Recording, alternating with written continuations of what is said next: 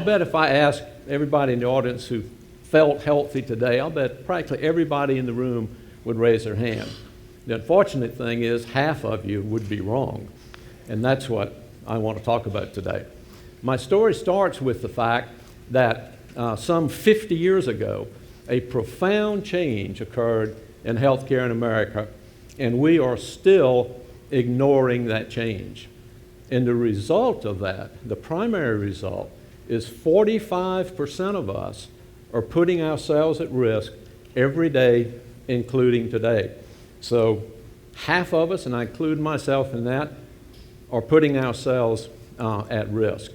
And I'm not talking about you're not getting enough exercise, you need to eat a little less, you need to lose a little weight. I'm talking about profound healthcare issues, like diabetic patients that don't keep up with their healthcare protocols and end up having an amputation. I'm talking about high blood pressure patients who don't take care of their blood pressure and end up dying of a stroke. And on a more personal level, and very sadly, I'm talking about people like my little sister who didn't have regular mammograms and died of breast cancer when she was only 38 years old. So I'm not talking about casual things, I'm talking about serious healthcare issues. And the cost of this is astronomical.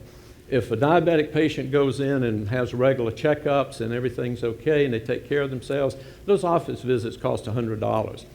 If they have to have an amputation, it costs $50,000. And when I first got into this, I thought, well, how many amputations could there be? I can tell you how many there can be. 100,000 diabetic-related amputations in the United States every year, a mind-boggling number. And I just read recently that 40,000 women will die of breast cancer in America this year. 40,000, in spite of all of our technology. And also, very sadly, in that article, it pointed out that almost a third of those deaths could be avoided if everyone just had regular mammograms. The cost of the health care to us being at risk also spreads across the whole spectrum of our health care. We're the leaders in the world in terms of medical technology and medical science. But you see where we are in terms of medical efficacy. We spend more money and get less health care value out of that than any civilized country on the planet. And in fact, we're not even below Turkey. We're way over here somewhere. I just couldn't put it on the chart way over there. But we're in sad shape. So how did we get into this mess? Well, the best way I can describe it is to share with you a family story, a story of Dr. Tiller, our family doctor, and my dad. Well, when I was a teenager back in the 1950s, if you can believe someone who was a teenager in the 1950s is still up here talking to you today, my dad was in his early mid-40s and he had a massive heart attack. It was a miracle that he didn't die. But thank goodness he survived. He was in the hospital for 3 months.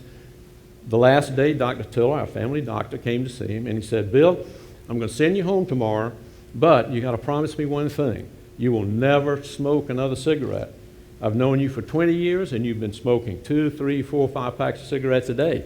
You cannot do that anymore. If you keep smoking, you'll have another heart attack, and that one will kill you. So please promise me you'll never smoke again. So, of course, Dad said, absolutely, Harry, I'll never touch another cigarette. So Dad goes home, everything's fine for about a week, and then lo and behold, Dad's smoking again. Fortunately for our family, though, about 2 or 3 days later, Dad was walking down Front Street, he stopped and lit up a cigarette, and Dr. Tiller was driving down the street. So Dr. Tiller slams on the brakes, gets out of the car, goes over to my dad, takes a cigarette right out of my dad's mouth, throws it on the floor and stomps on the concrete, stomps on it, puts his finger in my dad's face, and he says, Bill Glover, I told you that if you keep smoking, you're going to die. And you've got a wife and 4 kids at home that are totally dependent on you. So you have got to quit smoking. And as your doctor, if I ever see you with a cigarette again, I'm never going to speak to you again. And as your friend, if I ever see you with a cigarette again, I'm never going to speak to you again. And with that, he turned on his heel, got in his car, and drove off. Well, that had such a profound effect on Dad that he never smoked another cigarette after that day. He lived for another 30 plus years, thankfully. And about 20 years after that, he told me that story because I had started smoking again, and he reminded me of how stupid it was, and so I quit. So Dr. Tiller saved both our lives. So what's this got to do with the profound change? Well, folks, I hate to tell you, but the profound change is Dr. Tiller simply ain't around anymore. He is gone. Those days are gone forever. Your doctor, your family doctor, is never going to stop you on the street and take a cigarette out of your mouth and tell you to quit smoking. And it's not because he or she doesn't care just as much about you as Dr. Tiller cared about our family. But another number might surprise you. Your primary care doctor has 2,500 other patients. And you take that 45%, 1,125 of them, 1,125 are not doing what he suggested they do to take care of themselves. So it's totally unreasonable to ask our doctors to keep up with, we're a diabetic patient, were we in the office 3 months ago or 6 months ago or 9 months ago? Have we had colonoscopy? Have we had our mammograms? They can't possibly keep up with all that. We are not helping because one of the terrible things that we do is we make appointments with our doctors and then 20% of us just don't show up. So we let fear and apathy drive our health care instead of being conscientious and proactive and taking care of ourselves, and we just ignore our doctor's advice. So what can we do about it? Well, my partners and I are doing one thing about it. We've developed a series of technology platforms that allow us to scan all the doctors we work with, all of their patients' medical records. And we work now with about 400 doctors, about 1 million patients. Every day, every night, we scan all of those healthcare records and we identify each and every one of those patients that's at risk. And then we have specially trained what we call patient engagement specialists that get on the phone every morning and they call every one of those patients and help them get with the healthcare system, get with their doctor, get the appointment so that they can take care of themselves. And I'm happy to report, or I guess I wouldn't be standing here, that the results have been very, very encouraging. Our goal is to get that 45% down to 10% or less. We're not there yet, but I think we'll get there, and we're well on the way. A couple of examples. We reduced the disease population from 41% down to 24%, a 40% reduction.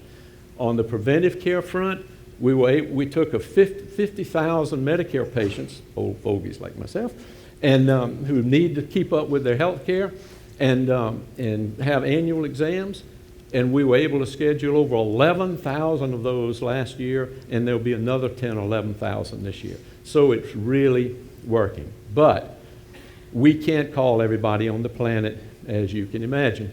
And so we can't do it alone. The real answer is we all need to be our own Dr. Tillers for ourselves and for our families. We need to pay attention to what our doctors say, we need to listen to them, and we need to do it.